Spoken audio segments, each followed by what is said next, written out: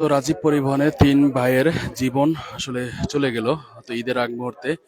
তো মূলত পাথরঘাটা থেকে ঢাকাগামী যে রাজীব পরিবহন অর্থাৎ পাথরঘাটা থেকে ছেড়ে ঢাকা যাচ্ছিল রাজীব পরিবহন এবং একটি মোটরসাইকেল পাথরঘাটার দিকে যাচ্ছিল।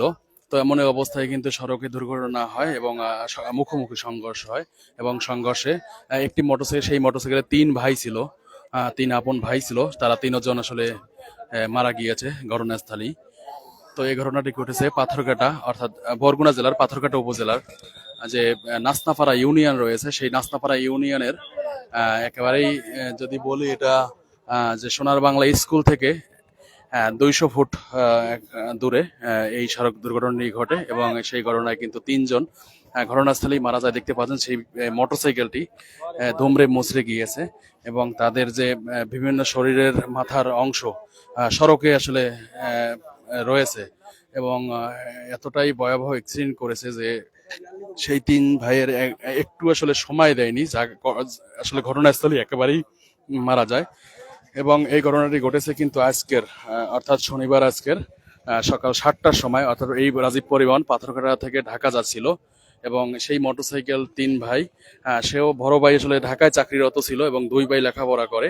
এমনই অবস্থায় কিন্তু সকালবেলা তার বড় ভাই এসে ঈদের বাজার নিয়ে কোথাও তার আত্মীয় স্বজনের বাড়ি আসলে যাচ্ছিল। তো সেখানে কিন্তু এই সড়ক দুর্ঘটনাটি ঘটে এবং সেখানে কিন্তু ঘটনাস্থলেই ৩ ভাই আসলে ৩ ভাইয়ের জীবন চলে যায়। তো সেখান থেকে আমরা সরাসরি দেখাচ্ছি। তো সেই লাশ ৩টি আসলে নিয়ে যাওয়া হবে পাথরঘাটা এবং পাথরঘাটা থানায়, এর ব্যাপার কিন্তু তাদের পোস্টমর্টম করা হবে। তো দেখতে পাচ্ছেন সেখান থেকে আমরা সরাসরি দেখাচ্ছি যে কতটা আসলে ভয়াবহ অ্যাক্সিডেন্ট করেছে। এখানে কিন্তু রাজীব পরিবহনের বিরুদ্ধে কিন্তু একাধিক অভিযোগ রয়েছে এখানকার এলাকার, যেটি বলছে যে রাজীব পরিবহন দীর্ঘদিন ধরে আসলে বেপরোয়াভাবে গাড়ি চালাচ্ছিল এবং এর কারণে কিন্তু বিভিন্ন সময় সড়ক দুর্ঘটনার কবলে পড়ে এবং তাদেরকে যদি আসলে এখনই নিয়ন্ত্রণ না করা হয় বা আসলে এদের আসলে আইনানুগ ব্যবস্থা না নেওয়া হয়, সেক্ষেত্রে কিন্তু এই এলাকায় আসলে এই রোডে সেই রাজীব পরিবহন চালাতে দেবে না এমন হুঁশিয়ারি দিয়েছেন এলাকাবাসী। এবং এই ঘটনায় এখন পর্যন্ত কোনো কাউকে আটক করা হয়নি। তবে এখানকার মানে রাজীব পরিবহনের যে ড্রাইভার ছিল সে এখান থেকে দৌড়ে পালিয়ে যায় যতটুকু জানতে পেরেছি। তো এখানে পাথরঘাটা থানা পুলিশ রয়েছে, তারাও চলে এসেছে এবং তারাও তদন্ত করছেন। লাশ ৩টি সরিয়ে নেওয়া হয়েছে ইতিমধ্যেই, লাশ ৩টি সরিয়ে নেওয়া হয়েছে। তো আমরা সেখান থেকে সরাসরি দেখাচ্ছি।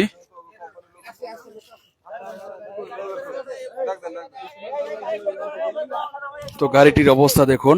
এই ঘটনাটি ঘটেছে পাথরঘাটা উপজেলা নাস্তাপাড়া ইউনিয়নে এই ঘটনাটি ঘটেছে এবং পাথরঘাটা মঠবাড়িয়া সড়কে এই অ্যাক্সিডেন্টটি হয়েছে সকালবেলা 7:30টার সময়।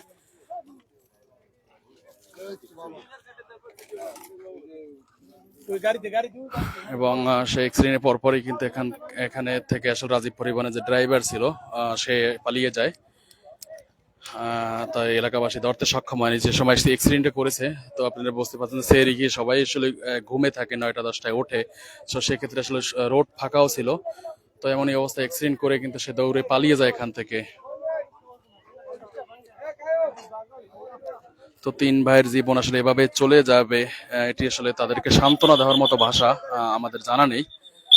তো এখান রাস্তা ক্লিয়ার করা হচ্ছে